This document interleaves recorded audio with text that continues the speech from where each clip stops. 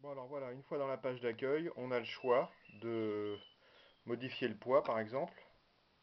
On peut modifier, on peut avoir un poids qui va de 10 à 60 kg. Donc là je vais programmer 27 kg d'effort par exemple.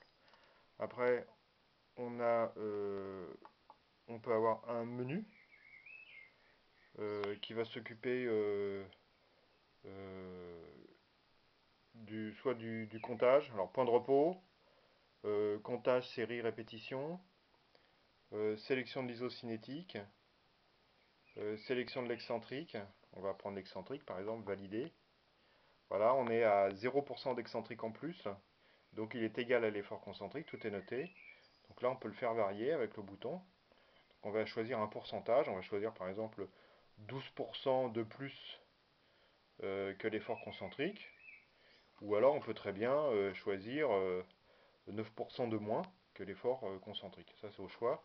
Donc je vais mettre en plus, on va prendre 22% par exemple. Ok, une fois que c'est mis en place, on peut quitter. Après, pour se partir dans l'effort, on fait mode. Alors, soit on fait un mode position, auquel cas on va pouvoir positionner le chariot pour partir de là où on veut, comment dirais-je, le bouton. Soit on fait mode musculation, donc là on va valider le mode musculation. Et là, ça vous indique que le concentrique est à 27 kg, l'excentrique est à 32 kg, donc on a fait le calcul. Hein. L'isocinétique est inactif, la butée est à 60 cm, et on est en repos en bas. Et là, on valide et on va pouvoir partir pour l'effort. Là, je vais revenir au mode menu. Par exemple, si on se met en mode isocinétique, on valide. Et en mode isocinétique, on est inactif, certes. Donc, si on descend, on se met en mode actif. On a une valeur minimum de 35 cm/s par défaut, qu'on peut faire varier. Alors, vu que je ne l'ai pas validé, donc je valide, voilà. Qu'on peut faire varier, on peut se mettre sur des butées qui va jusqu'à 40 cm/s, ou alors on peut descendre à 20 cm/s. Donc là, on va quitter. Et quand on va faire menu, pour rentrer, non c'est pas là, excusez-moi, quitter, on va se mettre en mode pour rentrer en musculation. Donc là, les paramètres ont changé.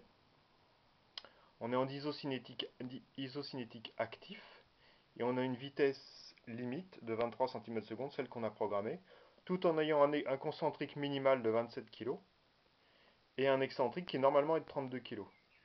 Mais qui là ne sera, excusez-moi, c'est le concentrique qui ne sera pas validé, parce que en fait, si on fait un effort qui est supérieur à 27 kg, on pourra de toute manière pas aller plus vite que 23 cm/s. C'est un peu compliqué, mais bon, voilà.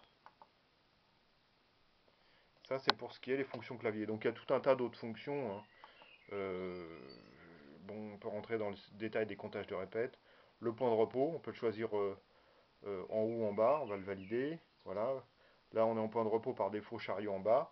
On peut avoir évidemment un point de repos par défaut chariot en haut, ce qui fait que le chariot va aller se positionner en haut tout seul. Voilà. On va retourner au menu.